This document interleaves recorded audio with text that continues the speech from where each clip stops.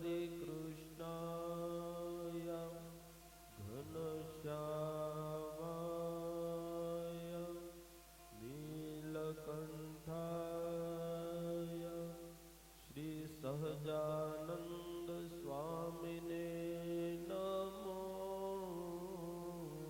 नमः।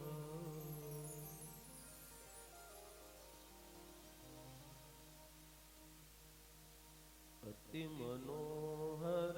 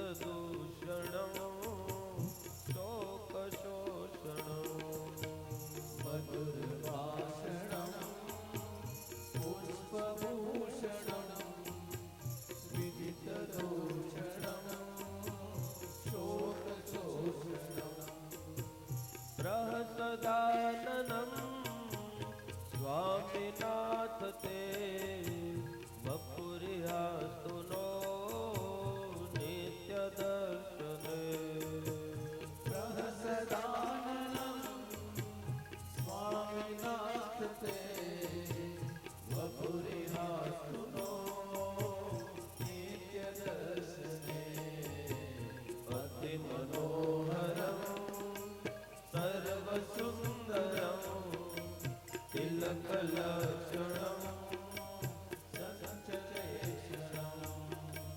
તવ નિવાસતો દુર્ગપતનમ જયતિ ભૂતલે સર્વતોધિકમ તવ નિવાસતો દુર્ગપતનમ જયતિ ભૂતલે સર્વતોધિકમ ભવદુપાશ્રયા મુક્તિરત્રય વસતિ સર્વદા ન્યત્ર દુર્લભા ભવદુપાશ્રયા મુક્તિરત્રય જયતિ સર્વદા યત્ર દુર્લભા અતિ મનોહરમ સર્વ સુંદરમ તિલક લક્ષણમ સંસલેષણમ તિલક લક્ષણમ સંસલેષણમ તિલક લક્ષણમ સંસલેષણમ. બોલો ગોપીનાથજી મહારાજ, લક્ષ્મી નારાયણ દેવ, નર નારાયણ દેવ, મદન મોહનજી મહારાજ, રાધા રમણ દેવ, સિદ્ધેશ્વર મહાદેવ, શ્રી ઉન્માદ ગંગા મૈયા, વિઘ્ન વિનાયક દેવ, કષ્ટભંજન દેવ. ઓ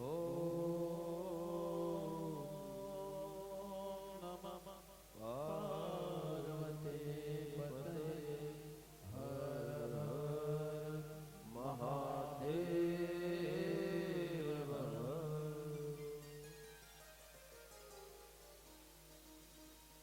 જય સ્વામી નારાયણ વાલા રે સ્વામી નારાયણ.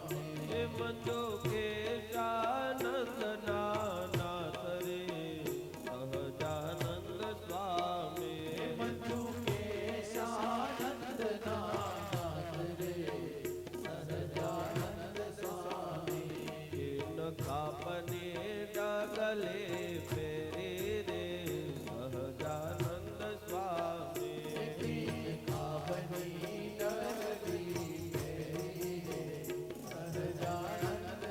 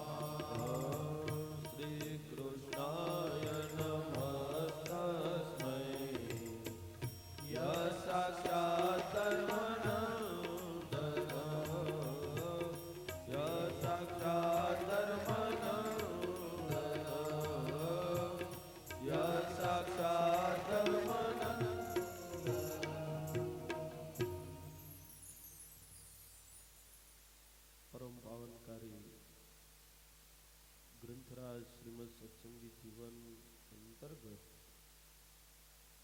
પ્રથમ દિવસ દ્વિતીય સત્રની અંદર આપણે સૌએ સુંદર મજાનું શ્રીમદ સત્સંગી જીવનનું મહાત્મ્ય, એની અદ્ભુત કથા એનું શ્રવણ કર્યું. વલ્લભ ભક્તો, જ્યાં સુધી આપણે મહિમા ન સમજાય ત્યાં સુધી આ જીવ છે એને સ્વીકારતું નથી. મહિમા સમજાણા પછી જ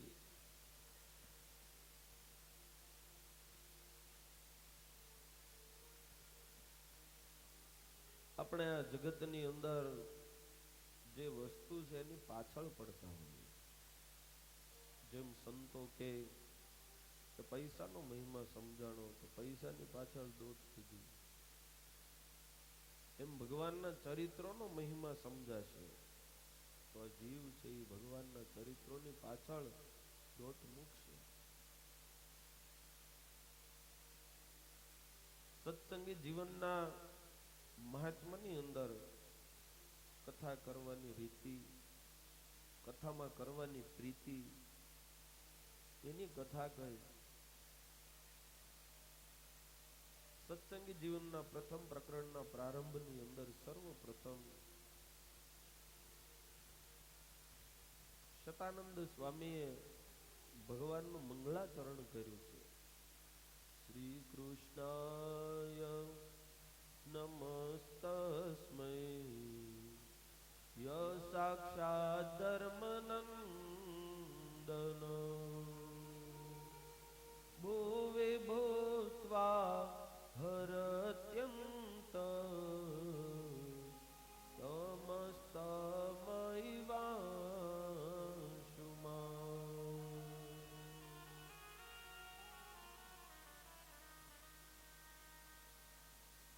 કાલે વ્યાખ્યાન માળાના વક્તાશ્રીએ મંગળાચરણ, ભગવાનનું સ્મરણ, એનો અદ્ભુત મહિમા આપણને કીધો. સારી રીતે તત્વથી સમજાવે કે આપણી પરંપરા હંમેશા કોઈ પણ કાર્ય કરીએ તો સર્વપ્રથમ ગણપતિજીને યાદ કરીએ. આપણા જે ઈષ્ટદેવ હોય એને પહેલા યાદ કરીએ. આપણો ઉત્સવ શરૂ થયો એ પહેલા આપણે શિક્ષાપત્રીની ધજા ચડાવી, ગોપીનાથજી મહારાજની ધજા ચડાવી, ન્યાય રસોઈ લખાવી, અહીંયા સંતો જમ્યા, અહીંયા રસોઈ હતી. આપણે પહેલા એને યાદ કરીએ. અને ત્યારબાદ પ્રથમ પ્રકરણની અંદર પ્રારંભમાં સ્વરૂપાનંદ સ્વામી, જે સુવ્રત મુનિ છે, સત્સંગી જીવનના વક્તા છે, એના ચરિત્રની કથા આવે છે કે પોતે કુરુક્ષેત્રની અંદર એમનો જન્મ થયો. સુવ્રત મુનિનો પોતે ભગવાનના અનન્ય ભક્ત હતા. પૂજા કરવા માટે બેસતા તો જે કાંઈ ભગવાનને અર્પણ કરે એ ભગવાન ખુદ ગ્રહણ કરતા. વળી પોતે ત્રિકાળ જ્ઞાની હતા. જ્ઞાનમ ત્રૈકાલિકમ પ્રાપ્ત પ્રાસાદેવ તસ્ય. વળી એમને ભગવાનની સાથે જ લેવા દેવા હતી. બીજા કોઈની સાથે કાંઈ લેવા દેવા હતું નહીં. આ જગતની અંદર ભગવાન અને ભગવાનની ભક્તિ. આપણે કહીએ છીએ ને કે આ જગતમાં આપણે રહીએ એનો વાંધો નહીં, પણ આપણામાં આ જગત ન આવે એનું આપણે ધ્યાન રાખવું પડે. કથામાં પાછું ઉલટું છે. તમે કથામાં બેસો પણ તમારામાં કથા બેહવા દેજો પાછું. હા, નહીતર ઘણા તો કથામાં બેહે પણ એમાં કથા ન બેહવા દે. સંતો છે ને દ્રષ્ટાંત દે કે ભાઈ ખેડૂતો એ ખેતર ખેડેલું હોય, મોટા મોટા ઢેફા કાઢે, જમીન પલટાવવી પડે તો તપે ઉનાળામાં, અને ઉનાળામાં જે તપે બરાબરની એ જ જમીન સારી ઉપજાવ થાય. બધામાં એવું છે. આ જગતનો બધે નિયમ એવો છે. જે કેરી બહુ તપે એ બહુ મીઠી થાય થાય ને. જે સોનું બહુ તપે એનો સુંદર ઘાટ થાય. માણસ આ જગતની પરિસ્થિતિની અંદર જેટલો તપે એટલું સમાજની અંદર ચમકી ઉઠે. એટલે આપણે કથામાં બેસવાનું છે અને આપણે અંદર કથા બેસવા દેવાની. તો આ જગતમાં એ રહેતા હતા પણ જગત એનામાં નતું આવતું અને એટલા માટે એ દિવ્ય હતા. જેની અંદર આ જગત નો આવે, જગતની માયા નો આવે, એ જ આ જગતથી પર અલૌકિક દિવ્ય રૂપે આ જગતમાં રહી શકે. અને જે દિવ્ય હોય એને ત્રિકાળ જ્ઞાન થાય. સ્વરૂપાનંદ સ્વામી ત્રિકાળ જ્ઞાની હતા.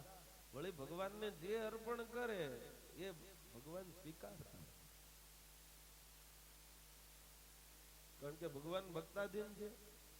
અમરીશ મહારાજ હતા, વ્રત કર્યું, દુર્વાસા ઋષિ આવ્યા, પારણા કરવાનો સમય થયો, દુર્વાસા ઋષિ સ્નાન કરવા ગયા, સમય થઈ ગયો તો વિદ્વાનોએ કીધું પારણા કરી લેવા પડે, તમારું જે મુહૂર્ત છે એ વયું જશે. તો પારણા કેમ કરવા? દુર્વાસા ઋષિને આમંત્રણ આપ્યું, કેમ જમાડવા, શું કરવું, વચ્ચેનો રસ્તો કાઢ્યો. તુલસી પત્ર જળમાં મૂકી ઠાકોરજીને ધરાવીને જળપાન કરલો એટલે પારણા કર્યા ગણાય. દુર્વાસા ઋષિને એમ થયું મને આમંત્રણ આપ્યું ને પોતે જમી લીધું. અને ભાઈ દુર્વાસા ઋષિ તો ભાઈ ક્રોધી ભયંકર ક્રોધ કર્યો, એક કૃત્યા ઉત્પન્ન કરી અને એ અમરીશ રાજાની પાછળ મૂક્યું. તો અમરીશ મહારાજને સુદર્શન ચક્ર હતું એની સેવામાં, એ કૃત્યાને મારીને દુર્વાસા ઋષિની પાછળ પડ્યું. દુર્વાસા ઋષિ આખી ત્રિલોકીનું દોડા દોડ થયા, આમ થયા આમ થયા. ભોળાનાથ પાસે જાય, ભોળાનાથ કે આયા નહીં, આયા નહીં. ઇન્દ્ર પાસે જાય કે આયા નહીં. સુદર્શન ચક્ર જોઈને બધા કે આયા નહીં. ભગવાન પાસે ગયા, ભગવાન કે આયા નહીં.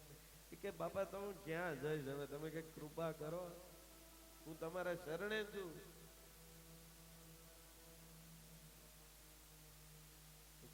અરે પણ તમે કીધું મામે કમ શરણમ વ્રજ, મારા શરણે જે આવે અને આ જગતનું કોઈ દુઃખ રહે નહીં. તો શું તમારી વચન છે એ ખોટા છે? એ કે નહીં ખોટા નથી. તો ઉભા રહો, એક રસ્તો બતાવો. શું? તો કે જ્યાંથી પાછળ પડ્યું છે ને ત્યાં પાછા જાઓ. કારણ કે જ્યાંથી પંખો કે લાઈટ શરૂ થાય ને ત્યાંથી જ બંધ થાય. એ કઈ અહીંથી શરૂ કરીને બીજે ન જવાય પાછું. ત્યાં જાઓ. ત્યાં ગયા, પાછા માફી માંગી, પછી સુદર્શન ચક્ર શાંત થયું. પણ ભગવાન કહે અહમ ભક્ત પરાધીનો, હું મારા ભક્તને આધીન છું, હું સ્વતંત્ર નથી. અને વળી પાછું એમ કીધું પરમ બ્રાહ્મણ ની અંદર એમ કીધું કે હું પરમ સ્વતંત્ર છું, કોઈથી પરતંત્ર નથી, પણ માત્ર એક ભગવાનને આધીન. સ્વરૂપાનંદ સ્વામીની અનન્ય ભક્તિ હતી અને એને ભગવાન આધીન હતા. એવી ને એવી ભક્તિ હતી ભીષ્મ દાદાની. ઉત્તરાયણ આવી અને ભીષ્મ દાદાએ શ્રી કૃષ્ણ ભગવાનને યાદ કર્યા. આ બાજુ શ્રી કૃષ્ણ ભગવાન રથમાં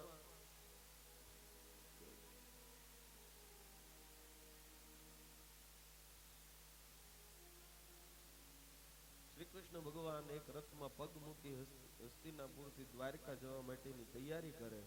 આ બાજુ દાદા ભીષ્મએ શ્રી કૃષ્ણ ભગવાનનું સ્મરણ કર્યું અને શ્રી કૃષ્ણ ભગવાન ત્યાં ઊભા રહી ગયા. આવો મનુભાઈ પોખરિયા ગુંદાળાથી પધાર્યા છે. ભલા ભક્તો, આપણા જે ગુરુ અક્ષર નિવાસી ભક્તિ જીવનદાસજી સ્વામી, એમની બહુ રૂડી સેવા આ મનુભાઈએ કરી છે. એકવાર જોરદાર તાળીઓથી વધાવો. એક અમારે આ મનુભાઈ, એમણે ગુરુની સેવા કરી અને અમારા દિનેશભાઈ, એમણે અમારી બધાની સેવા કરી અને પુરાણી દાદાની એટલી સેવા કરી. પુરાણી દાદાના વચને જ્યારથી આમ તો એમ કહેવાય કે વિદ્યા મંદિરની શરૂઆત થઈ ત્યારથી લઈને વિદ્યા મંદિરના હજી જૂના જૂના બિલ્ડિંગો તમે બધા જુઓ તો એમાં દિનેશભાઈની સેવા લગભગ પાયામાં છે, બધે છે. એવી જ રીતે શાસ્ત્રી સ્વામી ભક્તિ જીવનદાસજી સ્વામી એમની બહુ દિવ્ય ભાવ રાખીને મનુભાઈએ સેવા કરી. અમે વિચાર કરતા હતા કે અમે સંતો સેવા કરીએ સંતોની, તોય અમને ક્યારેક એમ થાય કે નારાજ થઈ જશે, ફાવશે કે નહીં, શું થાય ગુરુ. પણ મનુભાઈએ જે સેવા કરી બહુ અદભુત. એમના દીકરા, એનો નાનો એવો દીકરો દેવ, એ એવો દાદા ભક્તિ જીવનદાસજી સ્વામી એમની હારે એવો હેતથી જોડાઈ ગયેલો.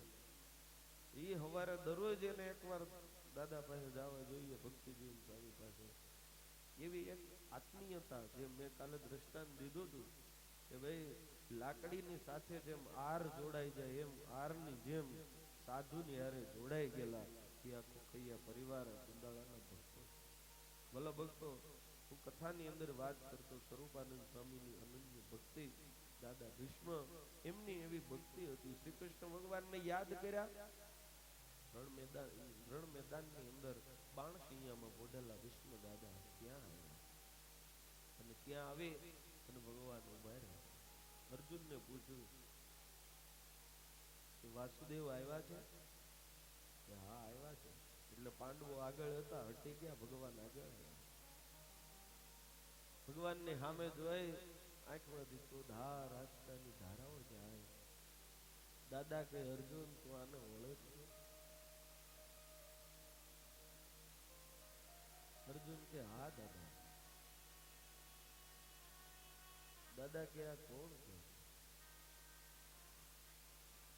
અર્જુન કે આ તો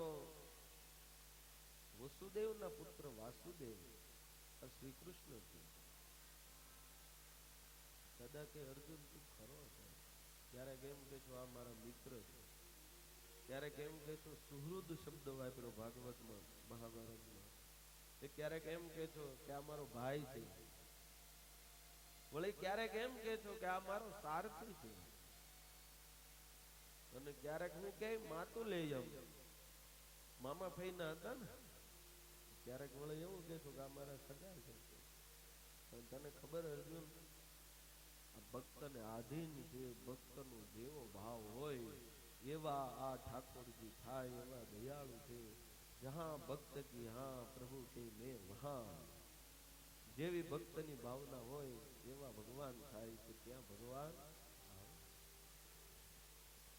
એ તમે જુઓ યુદ્ધના મંડાણા 8મો દિવસ હતો અને ભાઈ પાંડવોનો વાકો વાળ કોઈ ન કરી શકે અને દાદા ભીષ્મથી કાંઈ ન થઈ શકે. અને ત્યારે દુર્યોધનનો મગજ ફાટ્યો, દુર્યોધન મળ્યો જેમ ફાવે એમ ભીષ્મ દાદાને બોલવા,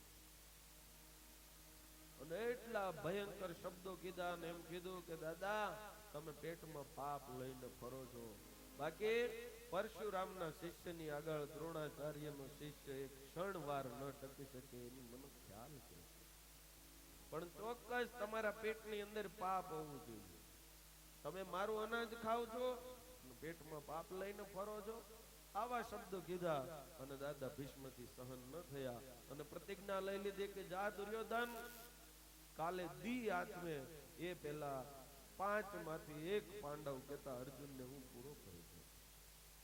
એ પ્રતિજ્ઞા લીધી અને આ બધું વાયુ વેગે ચારે બાજુ ભાઈ પાંડવોની છાવણીમાં વાત ફેલાવી. શ્રી કૃષ્ણ ભગવાનને ખબર પડી, ભગવાન હુતા થઈ બેઠા થઈ ગયા, અફાળા જાગ્યા કે ભાઈ દાદા ભીષ્મએ પ્રતિજ્ઞા કરી.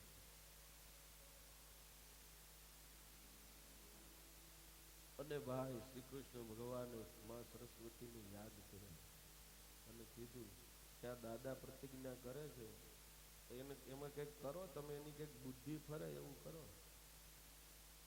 સરસ્વતીજી હસતા હસતા કે પ્રભુ કેવી વાત કરી તમે. જે ભીષ્મ ભાગીરથી ગંગાનું ધાવણ ધાવેને મોટા થયા હોય, જે એકવાર પ્રતિજ્ઞા કરે અને આ જગતની અંદર ભીષ્મ કહેવાય જાય, એની તો ખુદ સરસ્વતી બુદ્ધિ ન ફેરવી શકે. પ્રભુ આ જગતની અંદર જેની કયો એની બુદ્ધિ ફેરવું, પણ દાદા ભીષ્મની બુદ્ધિ હું ન ફેરવું. શ્રી કૃષ્ણ ભગવાન કહે તો બીજા બધાની ફેરવો. અને તમે જુઓ દાદા ભીષ્મ કહે કે હું રક્ષા કરીશ, પછી પાછા કે આપણે બધા થઈને થોડા થોડા દી આની દુર્યોધનની રક્ષા કરીએ, પણ મરવા નથી દેવાનો. પણ સરસ્વતીજીએ બુદ્ધિ ફેરવી ને તે દુર્યોધન હાંફળો ફાંફળો જતો વચ્ચે આવ્યો. એ કે તમે મને કાયર સમજો છો કે તમે બધા આડા રહો, હું તમારી પાછળ રહીને લડે રાખો ને હું જીવતો રહું, કે હું ભલે મરી જાઉં, કે બાકી મારે તમારા આધારે નથી કે હું એક દિવસ યુદ્ધ કરીશ. તો બધા થોડા થોડા ભાગ પાડ્યા ને અડધો દી એને દીધો. ભગવાન કે અડધો દી નહીં, અડધી મિનિટ મળે ને તો પતાવી દેવો છે. અડધી મિનિટ રે. અને ભાઈ સવારમાં જવાનું હતું દુર્યોધનના પત્નીએ, અને શ્રી કૃષ્ણ ભગવાન દ્રૌપદીને લઈને ગયા, પગે લાગ્યા, અખંડ સૌભાગ્યવતી આશીર્વાદ દીધા.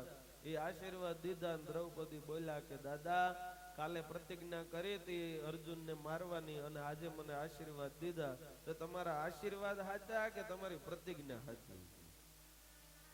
કાલે શું કરવાનું છે? દાદા ભીષ્મ ઘડીક માથું મેળા ખજવાળો કે આવી ભૂલ મારે કેમ થઈ ગઈ? પછી વિચાર આવ્યો કે નહીં, મારી ભૂલ થાય નહીં. દ્રૌપદીને કે તું કોની હારે આવી? બેટા તું કોની હારે આવી? એ કે હું દાસીને હારે આવી. ચાલ મારે દાસીને દર્શન કરવા. અરે દાદા તમારે? તમે વિચાર કરો, બાપને પરણાવવા હાટો પ્રતિજ્ઞા લઈ લીધી કે આજીવન કોઈ સ્ત્રીનો સહવાસ નહીં કરું, આજીવન બ્રહ્મચારી રહીશ, આવી પ્રતિજ્ઞા લઈ લીધી પોતે. અને એમ કે મારા દાસીને દર્શન કરવા કે હાલો દાદા દ્રૌપદીજી. અને ભાઈ આવ્યા, ક્યાં છે? કે બહાર ઉભા. અને ભાઈ ભગવાન પિતાંબર માથે નાખીને અને અહીંયા દાંતમાં છેડો દબાવીને પિતાંબરનો માથે ઓઢીને ઉભા હતા. દાદા કે બેટા માથે પિતાંબર છે, સાડી હટાય તો મારે તારે દર્શન કરવા છે. અને ભાઈ દાસી છેડો હટાવે, ઓહો બેટા છેડો હટાવ્યો, મારે તારે દર્શન કરવા છે. કે ઓહો. પરાણે શ્રી કૃષ્ણ ભગવાન હાડી દબાવીને ઉભા હતા. દાદાએ પરાણે હાથ પકડી અને જે માથે પિતાંબર હતો એ પિતાંબર ખેંચ્યું અને શ્રી કૃષ્ણ ભગવાન દેખાણા. દાદા ભીષ્મ કે કાળિયા ઠાકર તમે અત્યારે કપટ કર્યું, કાળી રાતે હવે મને ખબર હતી કે ચોક્કસ કાળિયા ઠાકર હોવા જોઈએ, બાકી આ દાદાની બુદ્ધિ ક્યાંય એમ પાછી પડે નહીં. અને આજીવન બ્રહ્મચર્ય લઈને ફરતો હોય અને હું કોઈ દિવસ કોઈ દાસીના દર્શન કરવા આવું. અરે खंड मध्य जन्म लियो है, जहाँ प्रभु प्रकट बसेरा रे। ओ नर नारायण नाम रटन करी, नर नारायण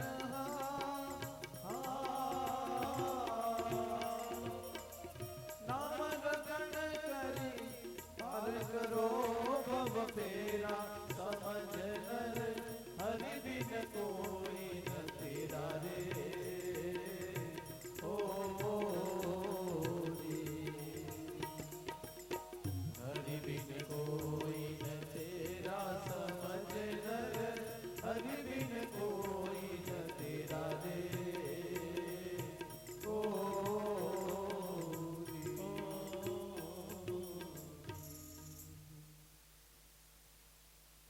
દાદા ભીષ્મ કહે પ્રભુ તમે અત્યારે ભલે મારું પ્રતિજ્ઞા હતી એ તોડાવી હોય. દાદાએ સામે પ્રતિજ્ઞા લીધી, પ્રભુ હું પણ તમારી સવારે પ્રતિજ્ઞા તોડાવીશ. હું પરશુરામ શિષ્ય ભીષ્મ છું, હું ગંગા પુત્ર ભીષ્મ છું. સવારે તમારી પ્રતિજ્ઞા તૂટશે, આજે સાંજે મારી તૂટી, સવારે કાલે તમારી તૂટશે, દી હાથમાં પેલા અને ભયંકર યુદ્ધ થયું. અને એટલા બધા ભગવાન અકળાણા, અર્જુનના ઘોડા રથ બધું દાદાએ ભગાવી દીધું. અને તમે જુઓ ભીષ્મ દાદાની વર્ષોની ઉંમર અને અર્જુન જુવાન હતા, થાકી ગયા. હજી તો આમ બાણ આમ કરે આમ લેવા જાય ત્યાં તો ઘોડા રથ ભગાવીને બીજું બાણ દાદાએ ચડાવી દીધું. એટલું વિકરાળ યુદ્ધ થયું, ભયંકર. અર્જુન ભૂલી ગયો મારે શું કરવું, ખુદ ભગવાન ભૂલી ગયા કે શું થશે હવે. અને એટલા ભગવાન અકળાણા, રથ ભાંગી નાખ્યો. રથનું પડ્યું હતું ભગવાન કાંઈ વિચારા વગર અર્જુનની રક્ષા કરવા માંડે, રથનું પૈડું ઉપાડ્યું અને એ રથનું ચક્ર બનાવીને ભગવાન ભીષ્મ દાદાને મારવા માટે દોડ્યા. અને દાદા ભીષ્મ હાથ જોડીને ભગવાનના ચરણે ઉભા રહ્યા. કીધું પ્રભુ તમે ભક્તને આધીન છો અને મારી પ્રતિજ્ઞા રાખવા માટે આજે તમે પ્રભુ તમારી પ્રતિજ્ઞા તોડી. ભગવાન હંમેશા પોતાના ભક્તની રક્ષા કરવા માટે, પોતાના ભક્તના સુખ આપવા માટે પોતાની પ્રતિજ્ઞાઓ તોડી નાખે, પોતાની મર્યાદાઓ તોડી નાખે. અને એટલા માટે સ્વરૂપાનંદ સ્વામી છે તે ભીષ્મ દાદાને મેં યાદ કર્યા કે એ બધાએ કથાઓ યાદ કરીને દાદા ભીષ્મ કહે છે પ્રભુ હું તમને ઓળખું છું કે તમારા ભક્તની માટે તમે આધીન છો, તમે શું શું કરો છો એની માટે મેં અત્યાર સુધી તમારી આ 6 મહિના સુધી રાહ જોઈ, હવે તમે મારી થોડી વાર રાહ જુઓ. તો ભગવાન ઉભા રહ્યા તો કે એમ નહીં, ત્રિભંગી તમારું જે સ્વરૂપ છે એમાં ઉભા રહ્યો. તો ભગવાન એમાં ઉભા રહ્યા. પણ હવે ભાઈ નવખંડ ધરતીના માલિક કોક કે એમ ઊભું રહેવું પડે. ભગવાનનું મોઢું ઢીલું હતું કે પ્રભુ આમ નહીં, તમારો સહજ જે સ્વભાવ છે એમ ઉભા રહ્યો. પછી ભગવાન મંદ મંદ હસતા હસતા ઉભા રહ્યા. દાદાને જેવી ઈચ્છા હતી એવી રીતે ઉભા રહ્યા.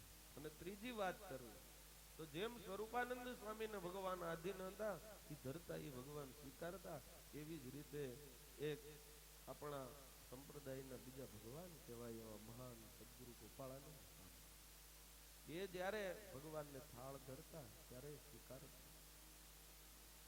એમ માસ લગી અહોનિશ જમે હરે ખુશાલ હમેશ, જ્યારે જ્યારે જમે જ્યાં ખુશાલ, ત્યારે ત્યારે જમે સંગે લાલ, જમે જન હાથે નાથ નીચે, તે તો ખુશાલ ભક્તની પ્રીતે.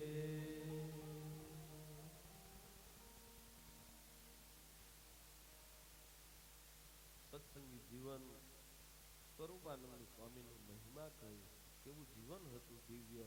એ સ્વરૂપાનંદ સ્વામી શ્રી હરિના સુધામ ગમન પછી તીર્થોની યાત્રા કરતા કરતા વૃંદાવન, કાશી ઇત્યાદિ અનેક તીર્થોની સેવન કરતા કરતા લોકોને સન્માર્ગ બતાવતા બતાવતા સુવ્રત મુનિ જગન્નાથપુરીની અંદર જગન્નાથજીના દર્શન કરી ત્યાં સુંદર મજાનું પવિત્ર દિવ્ય ચક્ર તીર્થ રહેલું છે. એ ચક્ર તીર્થની અંદર સ્નાન કરી અને એના કિનારે રહી અને ભગવાનનું ભજન કરતા.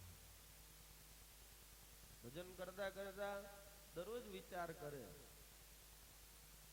કે મારી પાસે સત્સંગી જીવન છે, ભગવાનના ચરિત્રો છે, પણ કોને દેવા? કોઈ યોગ્ય વ્યક્તિ તો જોઈએ ને. ભગવાન વ્યાસ નારાયણે મહાપુરાણ શ્રીમદ ભાગવતની રચના કરી, બ્રહ્મ સંહિતા કહેવાય. પણ એ પછી વિચાર કરતા હતા કે આ કોને આપવું તો જેવું છે, જે સિદ્ધાંતથી મેં આની રચના કરી છે એ લેખે થાય. બ્રહ્મ સંહિતા છે તો બ્રહ્મરૂપ હોય એને આપીએ તો બ્રહ્મરૂપ કોણ છે? અને ત્યારે વિચાર કરતા ખબર પડી મારો જ દીકરો સુખદેવજી મહારાજ એ જ બ્રહ્મરૂપ છે. અને હું ચારે બાજુ ગોતું છું. હવે તો ઊભા થઈને આવવાના નતા. અને તમે જુઓ ભગવાનના ચરિત્રોની દિવ્યતા, તમે જુઓ કેટલો મહિમા હશે કે જે સુખદેવજી મહારાજ પોતાના પિતાજી પાછળ પડ્યા તો સીધી વાત ન કરી, ઝાડવાઓ વૃક્ષો એની અંદર પ્રવેશ કરીને એના દ્વારા જવાબ દીધો કે હું તમારો દીકરો નથી, તમે મારા પિતાજી નથી, મારે ને તમારે કાંઈ લેવા દેવા નહીં, હું મળીશ નહીં તમને, હું મળીશ તો માયા લાગશે, એટલે મને એનો ડર છે, હું તમારી યારે વાતે કરવા રાજી નથી, એમ કરીને વયા ગયા છે. અને જંગલમાં જઈ નિર્વિકલ્પ સમાધિ, એટલે સમાધિમાં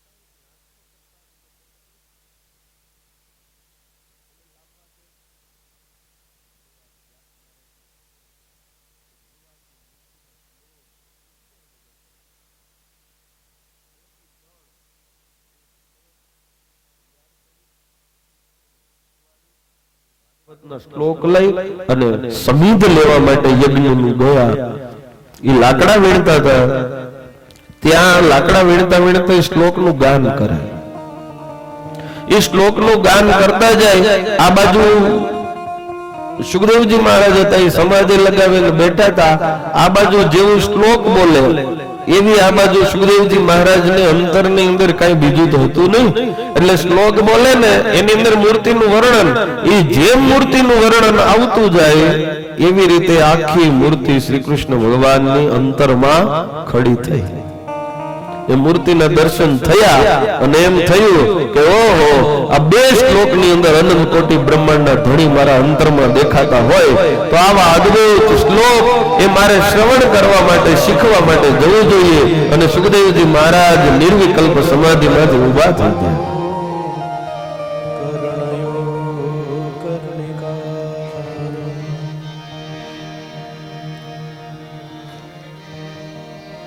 એ ભગવાનના ચરિત્રનો પ્રતાપ છે, જે ક્યારેય ઊભા નતા થાય એમ એ આ બે શ્લોક સાંભળીને ઊભા થયા. પછી બાળ મિત્રો જે શ્લોકનું ગાન કરતા એની પાસે આવીને કીધું કે આ શ્લોક મારે બીજા આગળ તમે બોલો, બીજું આગળ વર્ણન કરો, ખાલી મૂર્તિ થોડી દેખાણી બસ.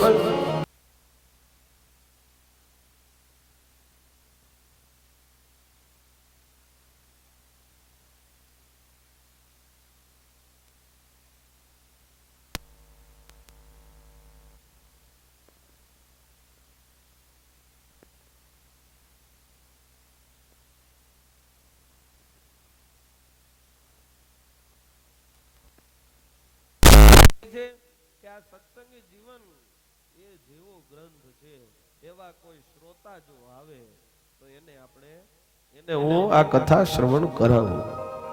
પૂજ્ય ગુરુ અહીંયા પધાર્યા છે. પૂજ્ય ગુરુ અધ્યક્ષ આપણા એ ગુરુજી પધાર્યા હોય, જોરદાર તાળીઓથી આપણે એમને એકવાર વધાવીએ.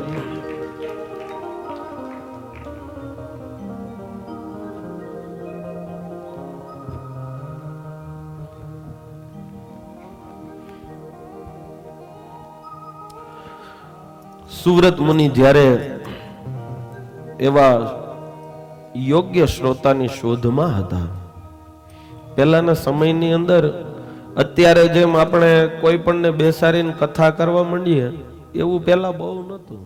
પહેલા કેવું હતું કે કથા પોતે કરે જેને, અને કા પછી કોઈક એવા યોગ્ય વ્યક્તિ લાગે જેને બહુ ઈચ્છા છે, જે બહુ જિજ્ઞાસુ છે, કથા શ્રવણ કરવાના મહિમા વાળા છે, એને પહેલા જ કથા શ્રવણ કરાવતા. સુવ્રત મુનિ કહે કે ભગવાનમાં અનન્ય ભક્તિ વાળા હોય, જેને સાચી રીતે કથા શ્રવણ કરવી છે એવા ભક્તો હોય તો એને કથાનું શ્રવણ કરાવવું. અને ત્યારે તત્રાગતો ભૂત રાજર્ષિ ગુર્જરાણામદેશ્વર તત્રાગતો રાજર્ષિ ગુર્જરાણામદેશ્વર નામના પ્રતાપ સિંહસ્ય ત્યક્ત રાજો વિરાગવા. નામના પ્રતાપ સિંહસ્ય ત્યક્ત રાજો વિરાગવા. તત્રાગતો બુદ્ધરાજર્ષિ ગુર્જરાણામદેશ્વર ગુર્જરાણામદેશ્વર ગુર્જરાણામદેશ્વર. તત્રાગતો બુદ્ધ રાજર્ષિ, ત્યાં રાજા આવ્યા. ગુર્જ રાણા મધેશ્વર, ગુજરાત પ્રદેશના રાજા આવ્યા. નામના પ્રતાપસિંહ છે, એનું નામ પ્રતાપસિંહજી મહારાજ હતું. અને વળે કેવા હતા? ત્યક્ત રાજ્યો વિરાગવાન, રાજ્યનો ત્યાગ કરી અને વૈરાગ્ય હતો એટલા માટે આવેલા.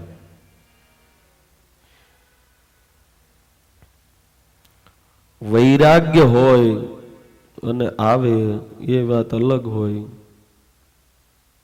અને બૈરાએ ગગલાવ્યા હોય ને આવે એ વાત અલગ હોય.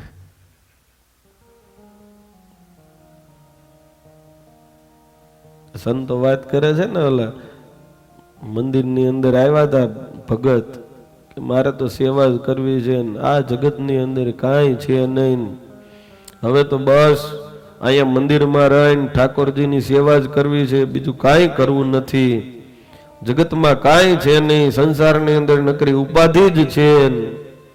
કોઠારી કે સારું સેવા કરો, અહીં પંક્તિ પડે એમાં જમી લેજો. કે રસોઈ દીધી, જલેબી ને હાટા ને રસોઈ હતી. તે બધા સંતો ને ભક્તો ને બધા જમવા માટે બેહી ગયેલા, આ ભયે બેહી ગયા. તે થાળીની અંદર એક પછી એક બધા પકવાન ને બધી વસ્તુઓ આવી, એમાં હાટા જલેબી આવ્યા અને ભાઈ બેઠો બેઠો રડવા માંડ્યો.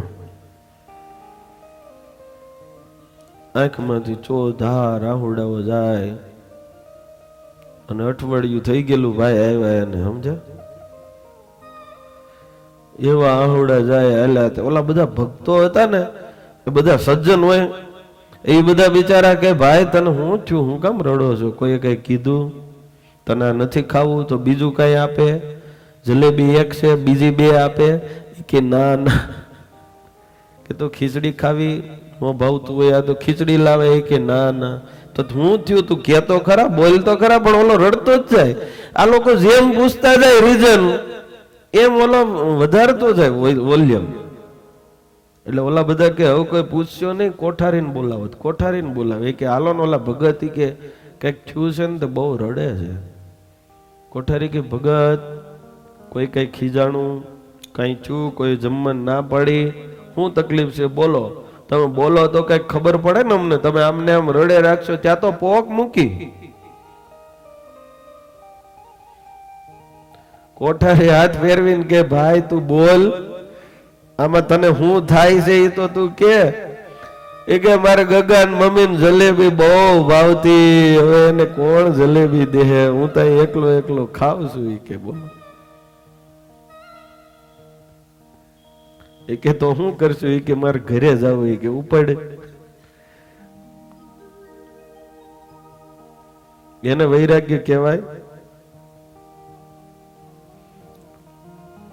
રાજ્યનો ત્યાગ કર્યો, ત્યક્ત રાજ્યો વિરાગવાન.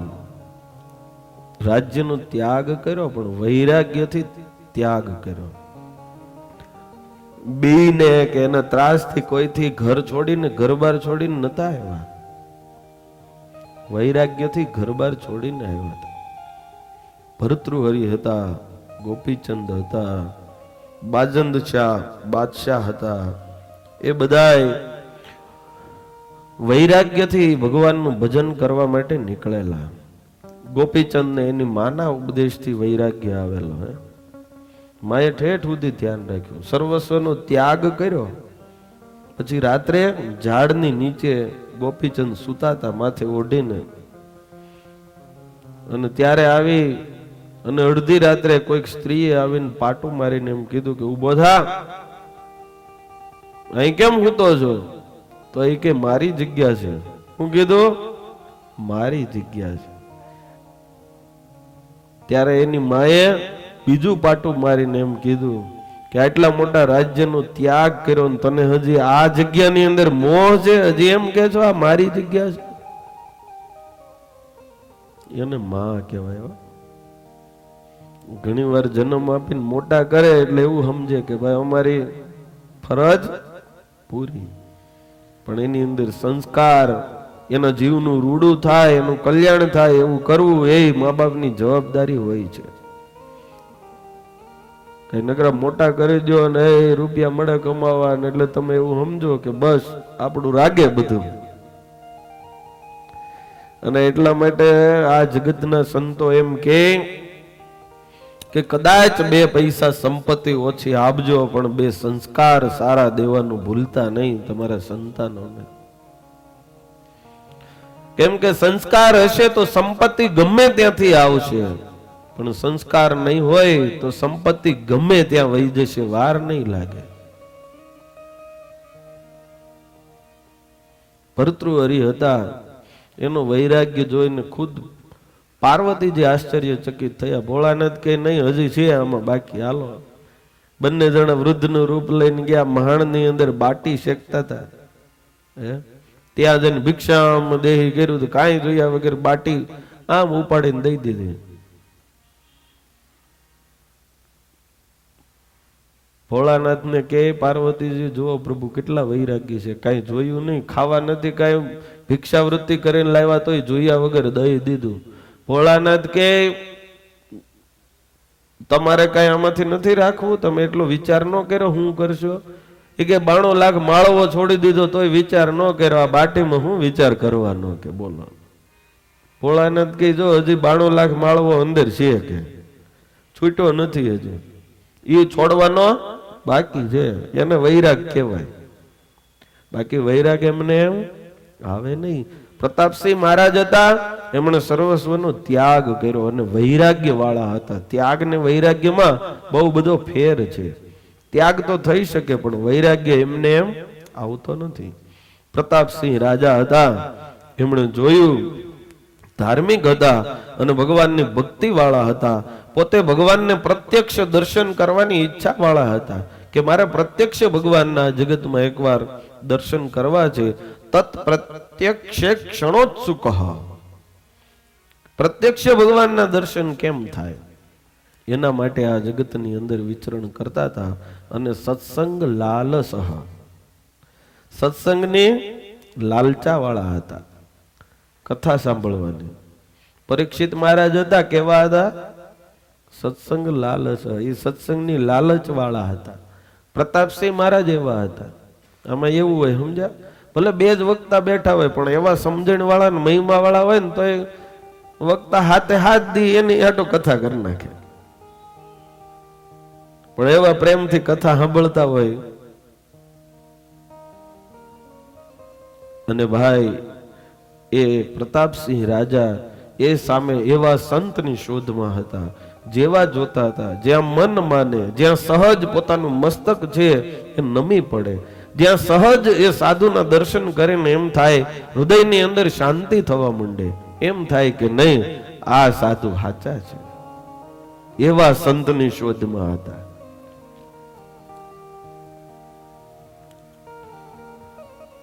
પ્રતાપસિંહ રાજાએ સુવ્રત મુનિના દર્શન કર્યા અને દર્શન કરતાની સાથે જ સુવ્રત મુનિના ચરણમાં પ્રતાપસિંહ રાજા નતમસ્તક થયા, ચરણે પડી ગયા. સુવ્રત મુનિના વચન સાંભળ્યા, એની વાણી જોઈ, એની નિર્માન્યતા જોઈ, એના સાધુપણાના જે લક્ષણો હતા એ જોયા અને એમ થઈ ગયું કે બસ મારે જો પ્રત્યક્ષ પરમાત્માના દર્શન કરાવવા હોય તો આ સાધુ જ મને દર્શન કરાવશે.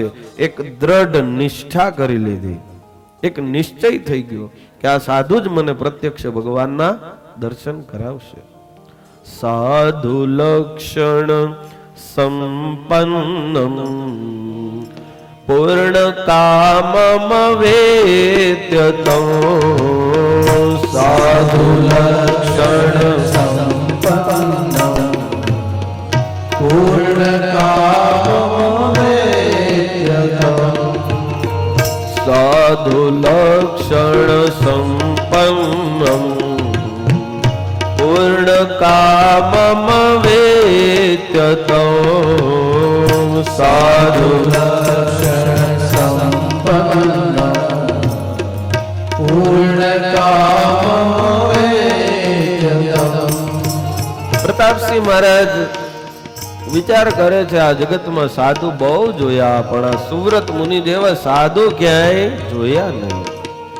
માટે ચોક્કસ મારા જીવનો ઉદ્ધાર આ સુવ્રત મુનિ કરશે. વળી વિનયે નો પસાદ્યાથ પ્રણમ્યો વાચ ભૂપતે વિનયેનો પસાદ્યા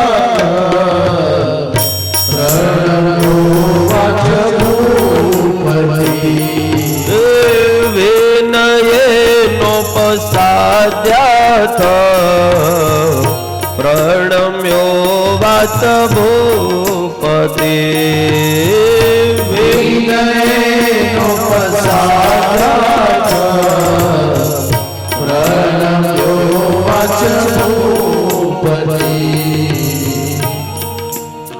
પ્રતાપસિંહ મહારાજ, તમને ખબર છે ભક્તિની અંદર છેલ્લું સ્ટેપ શરણાગતિ. આ જીવ શરણાગતિ સ્વીકારે એટલે સમજવાનું એનું કલ્યાણ થઈ ગયું. પણ આ જીવ એ જ નથી કરી શકતો. હવે હગા બાપનું ન માની શકતા હોય એ શરણાગતિ કેમ ક્યાંય સ્વીકારી શકે? હે, સ્વીકારી શકાય?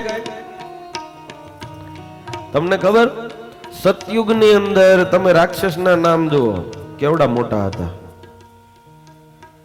હિરણ્યકશિપુ કેવડું મોટું નામ છે ને? પછી ત્રેતા યુગની અંદર રાવણ નાનું થાતું ગયું, 3 અક્ષરનું. પેલા 4, 5, 6 અક્ષરના રાક્ષસો હતા. પછી ત્રેતા યુગની અંદર રાવણ 3 અક્ષરનું આવ્યું. અને પછી દ્વાપરમાં 2 અક્ષરનું થઈ ગયું, કંસ. થઈ ગયા ને? 2 અક્ષરનું થઈ ગયું. અને કળયુગની અંદર તમને ખબર છે, કળયુગની અંદર ખાલી હું શબ્દ જે છે ને એને રાક્ષસ કીધો છે. હું સમજાય છે બધાને? સતયુગમાં હિરણ્યકશ્યપુ 4, 5 અક્ષરનો હતો. ત્રેતા યુગમાં રાવણ 3 અક્ષરનો થયો. દ્વાપરમાં કંસ 2 અક્ષરનો રાક્ષસ થયો. પણ કળયુગની અંદર હું એટલે હું શબ્દ જે એક છે, અહંકાર છે, એ 1 અક્ષરનો રાક્ષસ સૌથી મોટો કળયુગની અંદર છે. અને જ્યાં સુધી હું પણ હોય ત્યાં સુધી કોઈ દિવસ આ જીવ શરણાગતિ ક્યાંય સ્વીકારી શકતો નથી. અને ભગવાન કહે કે મારા શરણે આવ, તારે દુનિયામાં કોઈ દિવસ કોઈના ચરણ નહીં પકડવા પડે, એ ગેરંટી. પણ ભગવાનના શરણે જવું પડશે. तेरी शरण में जय हो आके फिर आस किसी कीजिए, तेरी शरण में आके फिर आस किसी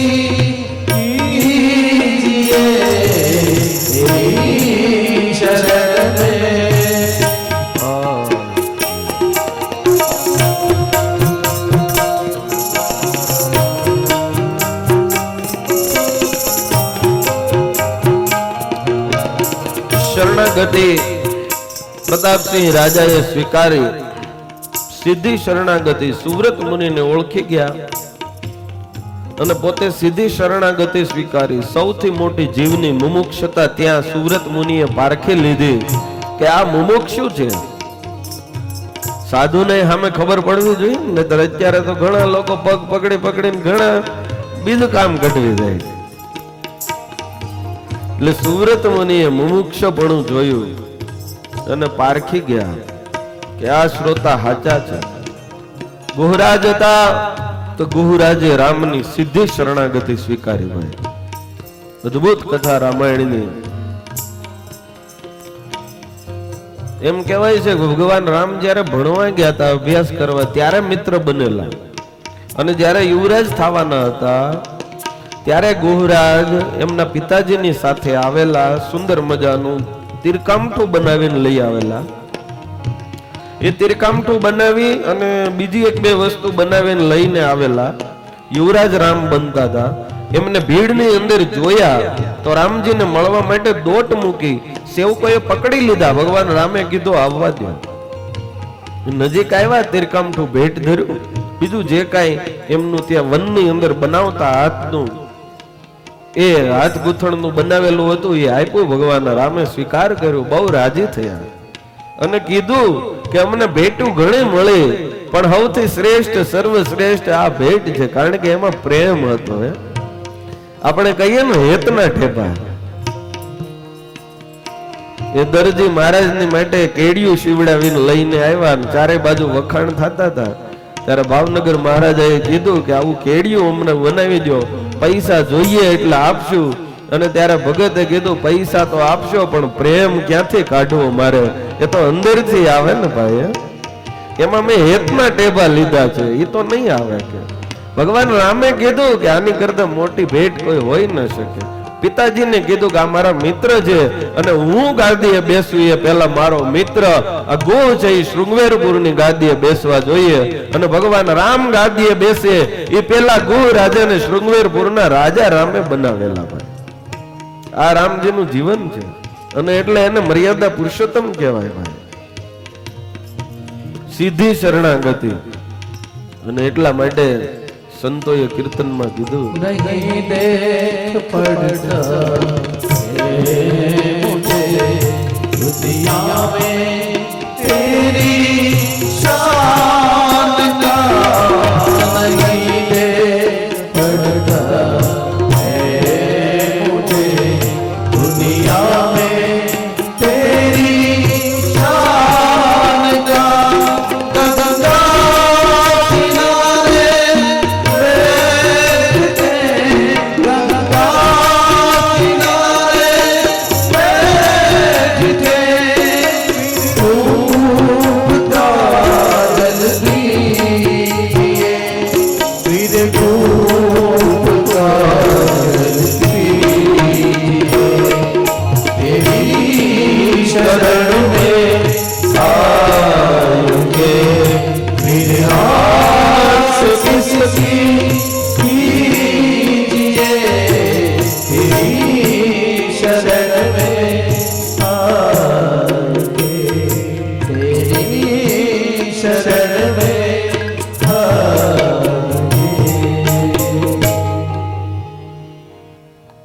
ભગવાનના શરણે જે જીવ સીધા જાય, શરણાગતિ છે એ ભક્તિનું અંતિમ પગથિયું છે.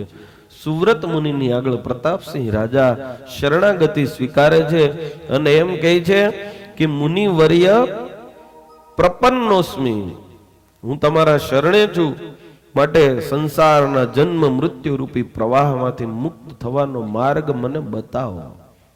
આ જગતની અંદર જીવાત્મા આવે, મનુષ્ય આ દેહ આ જીવને પ્રાપ્ત થાય તો પછી એવું કહેવાય ને કે ભાઈ આ જગતમાં આવ્યાના 3 થી 4 મહા મોટા ભાગ્ય હોય છે. એક તો સૌથી પહેલું ભાગ્ય કે તમારો જન્મ ભારતમાં થયો છે, એ સૌથી પહેલું મોટું ભાગ્ય. આવતીકાલે 26મી જાન્યુઆરી છે, આપણે અહીંયા રાષ્ટ્રવંદના આપણે કરવાની છે. જિલ્લા કક્ષાની રાષ્ટ્રવંદના આ વખતે ગઢડામાં છે. સૌથી પહેલા તમને ભારતમાં જન્મ મળ્યો અને ત્યાર પછી કે તમને ક્યાંક સત્સંગમાં એમાં જન્મ મળે ને તમને સાધુ ઓળખાય, એ પછીથી સૌથી મોટું ભાગ્ય છે. સાધુ મળે એ તો ભાગ્ય છે, પણ પછીનું ભાગ્ય છે કે તમને સાધુ ઓળખાય.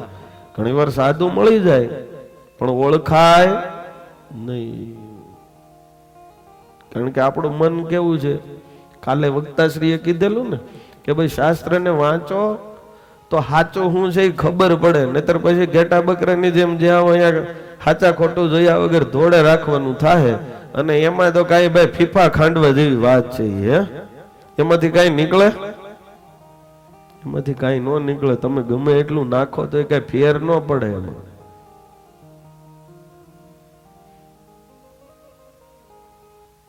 એટલે સાધુ સમજાય એ સૌથી મોટા પછી ભાગ્ય છે. પ્રતાપસિંહ રાજા કહે છે સૌથી બેસ્ટ પ્રશ્ન કર્યો કે જન્મ મૃત્યુ રૂપી પ્રવાહમાંથી મુક્ત કેમ થવાય. પરીક્ષિત મહારાજે સૌથી પહેલો પ્રશ્ન કરેલો કે આ મૃત્યુ, આ માણસ જન્મ લે પછી એને મૃત્યુના પ્રવાહમાંથી કેમ છૂટવું, મુક્તિ કેમ મળે 7 દિવસની અંદર? જેની માથે મૃત્યુ હોય એને.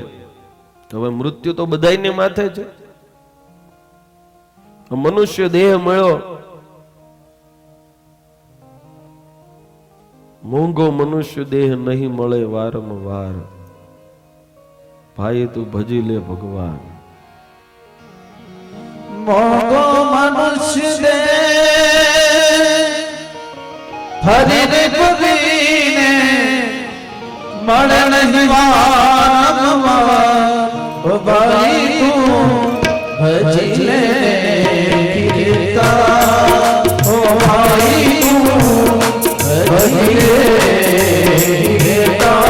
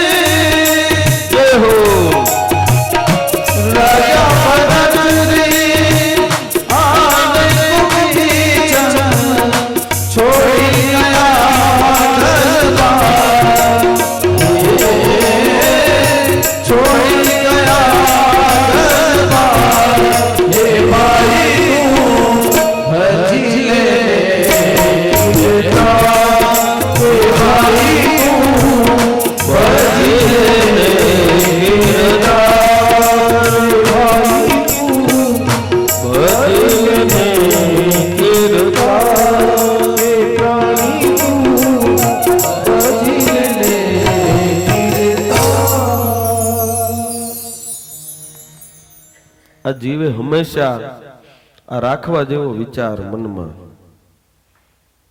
કોઈ પણ ક્રિયા કરીએ તો એક વસ્તુ તો પહેલા એ રાખવાની છે કે ભાઈ જન્મ મૃત્યુ રૂપી પ્રવાહમાંથી છૂટાશે કેમ? સૌથી બેસ્ટ પ્રશ્ન.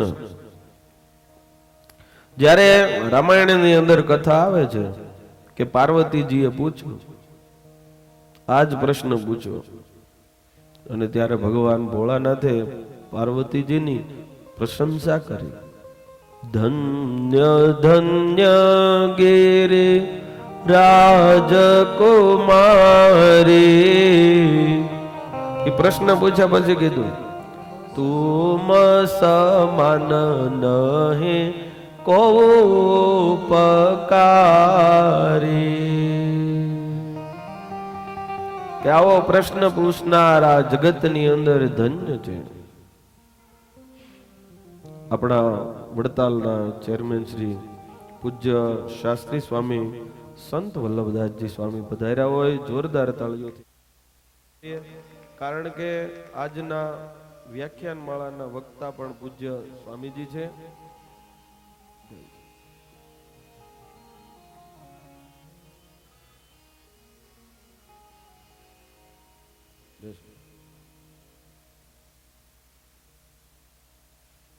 ધન્ય ધન્ય ગિરિરાજ કુમારી. ધન્ય ધન્ય ગિરિરાજ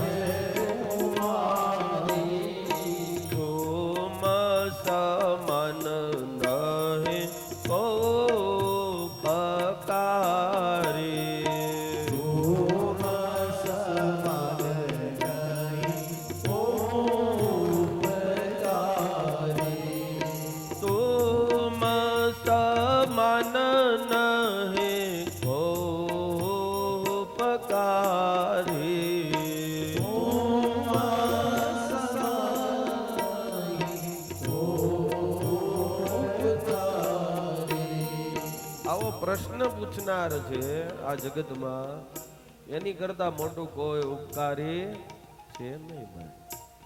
કેટલી મોટી વાત કીધી. તમે વિચાર કરો કે જન્મ મૃત્યુ રૂપી પ્રવાહમાંથી બહાર નીકળવાની જે વાત કરે, જે પ્રશ્નની અંદર ખાલી પૂછનાર કે સાંભળનાર નહીં, જે પ્રશ્નની અંદર વિશ્વનું કલ્યાણ રહેલું છે એવો પ્રશ્ન છે. એટલા માટે ભગવાન ભોળાનાથ કહે કે આવો પ્રશ્ન કરનાર એ તો મહાપરોપકારી છે, કે જેની અંદર ઘણા બધા જીવનું કલ્યાણ રહેલું છે. અને એટલા માટે સ્વામિનારાયણ ભગવાને પણ કથાને એમ કીધું કે કથા કરે એનું કલ્યાણ છે, સાંભળે એનું કલ્યાણ છે, અને જે બીજા અન્ય સેવા કરતા હોય એનું એની અંદર કલ્યાણ રહેલું છે.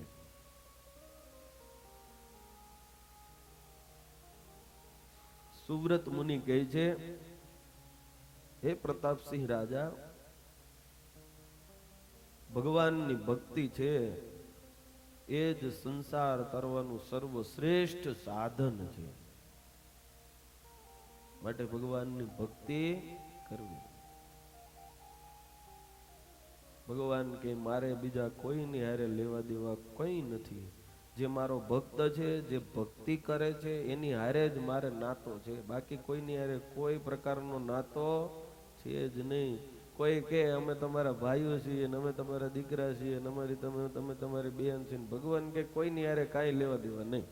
માત્ર જે ભક્ત હોય, જે ભક્તિ કરતો હોય એની એકની હારે જ મારે લેવા દેવા, બીજા કોઈની હારે કોઈ વ્યવહાર નહીં.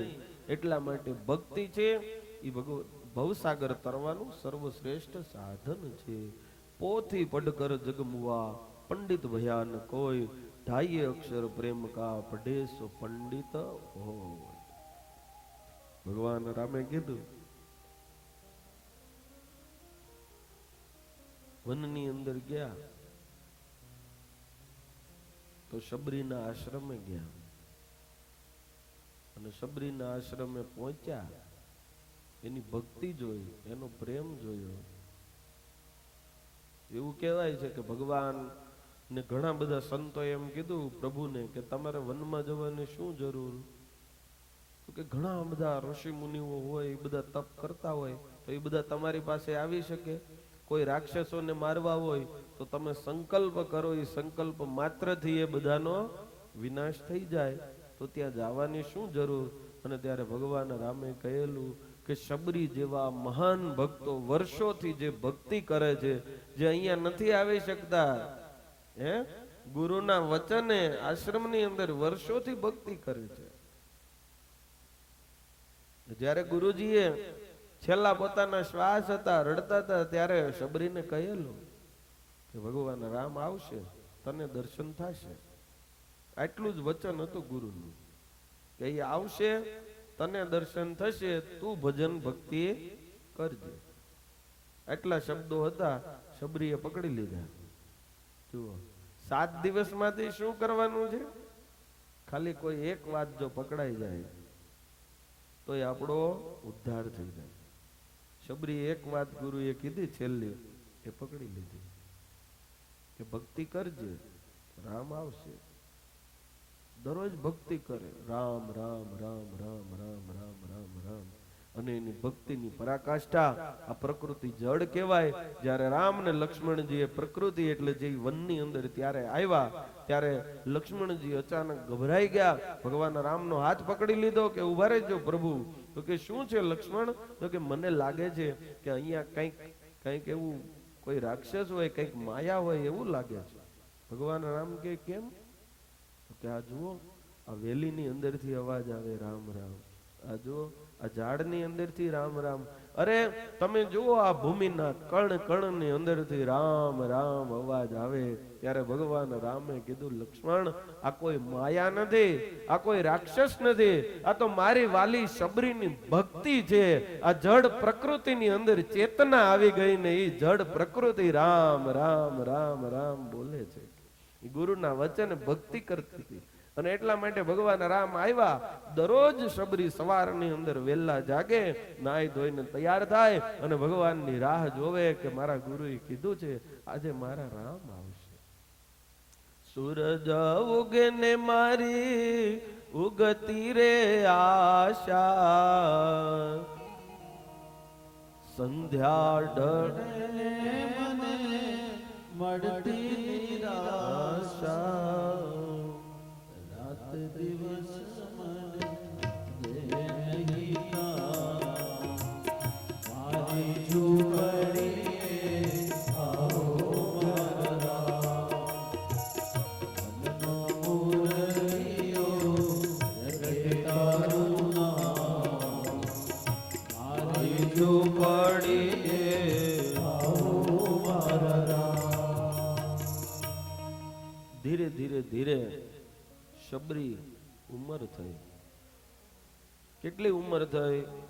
તો કે માંડ માંડ ચાલે. એક હાથમાં લાકડી લઈ, શરીર વાંકું વળી ગયેલું, અને તોય ગુરુએ જે શબરી જુવાન હતી, લગ્ન થવાના હતા, અને ઘણા બધા પશુઓની બલિ ચડાવવાના હતા, અને એ ત્રાસ એનાથી જોવાનો નહીં. એ જે ચિચિયારીઓ હતી પશુઓની એને સંભળાણી, એ સહન ન થયું. એટલે રાત્રે લગ્ન કરવાનું પડતું મૂકીને ભાગીને શબરી નીકળી ગયા હતા, અને ગુરુના આશ્રમમાં રહેતા હતા. એ જુવાન હતા ત્યારથી લઈને વૃદ્ધ થયા. આંખે દેખાતું ઓછું થયું. આંખ લડીએ મને ઓછું દેખાય છે. આંખે દેખાતું ઓછું થયું. પગ માંડ માંડ ચાલતા હતા. હાથમાં લાકડી રાખે, સવારે દરરોજ જાય, બોરડીએ જઈ મીઠા મીઠા બોર લે.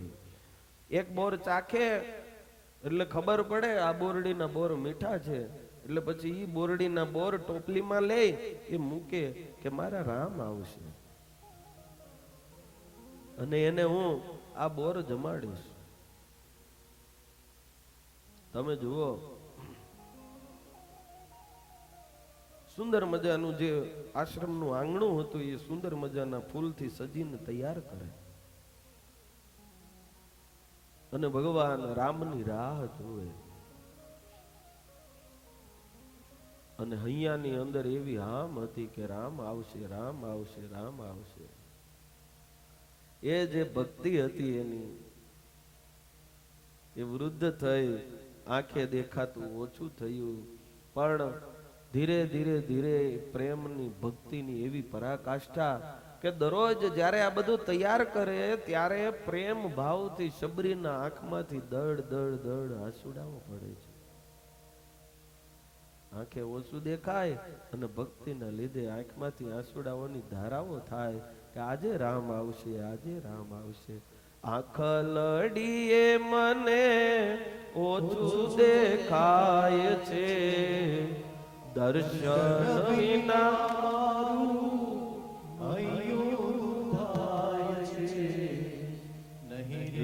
આવો તો વાલા જશે મારા પ્રાણ, મારી ઝૂંપડીએ આવો મારા રામ.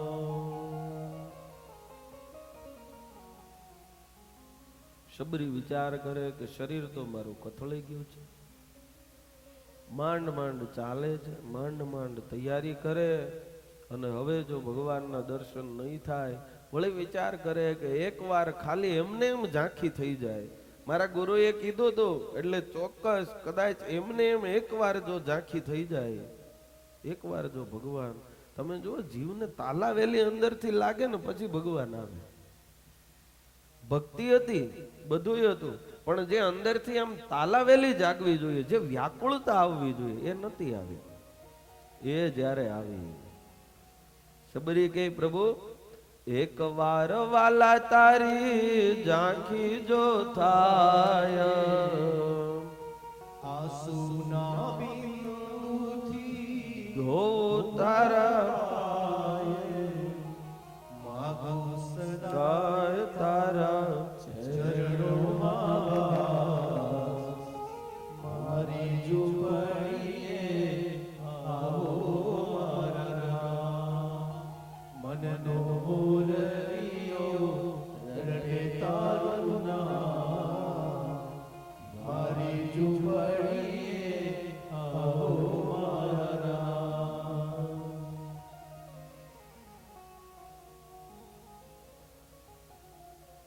ભાઈ ભગવાન રામ આવ્યા, શબરી ગાંડી ઘેલી થઈ, બોર ભગવાનને ખવડાવ્યા.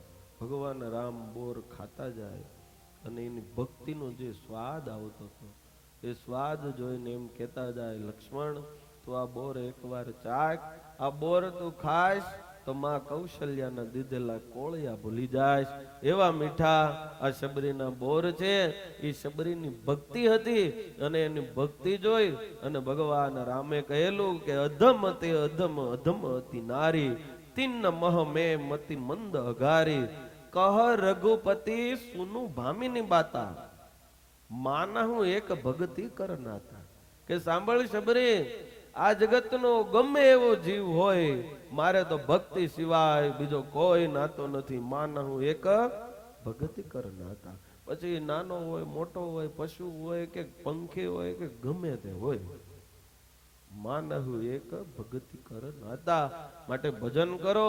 પ્રતાપસિંહ રાજાને કીધું કે તમે ભજન કરો. પ્રતાપસિંહ મહારાજ ભજન કરવા લાગ્યા. થોડા સમય પછી મન નિર્મળ થયું અને નિર્મળ મન થતા અને સુવ્રત મુનિ જે પૂજન કરતા, સાક્ષાત શ્રી કૃષ્ણ ભગવાન આવીને બધું સ્વીકારતા, સાક્ષાત શ્રી કૃષ્ણ સેવીનો પ્રત્યક્ષ ભગવાનની સેવા કરતા સુવ્રત મુનિ એના દર્શન થયા અને કહેવા લાગ્યા કે મહારાજ તમે જે અર્પણ કરે એ બધું સ્વીકારતા ભગવાન. ઈ જોયું. પ્રતાપસિંહ રાજા કે પ્રભુ ગુરુદેવ મને તે આવા દર્શન થાય એવી મારા ઉપર કૃપા કરો કે ભગવાન કેમ અંગીકાર કરે. અને ત્યારે સુવ્રત મુનિ કહે કે તો ભગવાનની કૃપા હોય તો જ થાય, બાકી તો એમને એમ થતું નથી. ઘણાને ભગવાન પ્રત્યક્ષ મળેલા ને પ્રગટ, તો એ ઓળખાણા ન ઓળખાણા. ભગવાનની કૃપા હોય તો જ ઓળખાય અને તો જ ખબર પડે કે આ ભગવાન છે. બાકી તો ભગવાનની હારે રાત દી રહેતા હતા ઘણા, તો એ ખબર નથી કે આ ભગવાન છે. બધા માનતા હતા એટલે કહેતા હતા, માનતા હતા અમુક એમ. એટલે પ્રગટ ભગવાનને કોઈક વિરલા જ જાણી શકે. સુવ્રત મુનિ કહે છે થોડા સમય પહેલા ગઢપુરની અંદર ભગવાન હતા અને ઈ ભગવાન એના મને દર્શન પ્રત્યક્ષ થયેલા. પ્રતાપસિંહ રાજા કહે છે ગુરુદેવ હું ધન્ય છું કે તમે ભગવાનના પ્રત્યક્ષ દર્શન કર્યા છે, તો મને તમારા દર્શન થયા, એટલા માટે હું મહાભાગ્યશાળી છું. માટે એની જે કઈ લીલાઓ હોય, ભગવાને જે લીલાઓ કરી હોય એના ચરિત્રો મને સંભળાવો. તમે પ્રત્યક્ષ જોયા છે, ત્રિકાળ જ્ઞાની છે, સમાધિનિષ્ઠ છે સુવ્રત મુનિ, એના ચરિત્રો મને સંભળાવો. અને સુવ્રત મુનિ પછી અહીંયાથી પ્રથમ પ્રકરણના દ્વિતીય અધ્યાયથી સુવ્રત મુનિ સત્સંગી જીવનની કથા, ભગવાનના ચરિત્રો શ્રવણ કરાવવાનું શરૂ કરે છે. બપોર પછીના સત્રની અંદર જે કાંઈ વિશેષ કથા સંક્ષિપ્તમાં જેટલી લેવાશે એટલી આપણે લેશું. અહીંયા કથાનો ઘણો બધો સમય થઈ ગયો છે. વ્યાખ્યાનમાળાના પૂજ્ય વક્તાશ્રી છે, ખૂબ જ વિદ્વાન અને પોતે આટલા મોટા વહીવટની અંદર આટલા મોટા કાર્યક્રમો બધાની અંદર સંકળાયેલા હોય છતાંય મેં એક ફોન કર્યો, મેં કીધું સ્વામીજી અમે ઉત્સવ કરીએ છીએ તો વ્યાખ્યાનમાળામાં તમે પધારશો? તો બહુ સરળતાથી સહજ સીધી રીતે મને હા પાડી. મને કે હા હું આવીશ સ્વામી, કંઈ વાંધો નહીં. પછી ઘણી બધી વાત મેં કરી, બહુ સરળ અને સહજ. સંત વલ્લભ સ્વામી એમનું જીવન છે, ડૉક્ટર સંત વલ્લભ સ્વામી. એકવાર જોરદાર તાળીઓથી આપણે સૌ પૂજ્ય સ્વામીજી એમને વધાવીએ. વલ્લભ ભક્તો એ ત્યાંથી અહીંયા પધાર્યા હોય ત્યારે આપણે એમને ચોક્કસ સાંભળવા જોઈએ. અને સ્વામીજી ને વ્યાખ્યાનમાળા મેં ઘણી બધી જગ્યાએ સ્વામીજીની સાંભળી છે. મને એમ લાગ્યું કે નહીં, કંઈક સત્સંગીઓને મળે, કંઈક એવું સમજણ આવે એવી સ્વામીજી કંઈક સારી એવી વાત હંમેશા કરે છે. ત્યારે મને એમ થયું સ્વામીજીનું વ્યાખ્યાનમાળા ચોક્કસ રાખવું જ છે. અને સ્વામીજીએ સરળતાથી હા પાડી. ઘણા બધા ભક્તો પણ અહીંયા ઉપસ્થિત છે, ધામોધામથી પધાર્યા છે. અને આજે બપોર પછી પરમ પૂજ્ય લાલજી મહારાજ પધારવાના છે, એનું પણ આપણે ધામધૂમથી વાલા ભક્તો સ્વાગત કરવું છે. ઘનશ્યામ જન્મોત્સવ છે, એ પણ આપણે ધામધૂમથી ઘનશ્યામ જન્મોત્સવ ઉજવવો છે. તો એની પણ ખાસ નોંધ લેજો. અહીંયાથી સંચાલક શ્રી પણ આપણને બધી વાત કરશે. તો આવો 2 મિનિટ ભગવાનના નામ સ્મરણ સાથે અત્યારના સત્રને અહીંયા વિરામ આપીએ. સ્વામિનારાયણ સ્વામિનારાયણ સ્વામિનારાયણ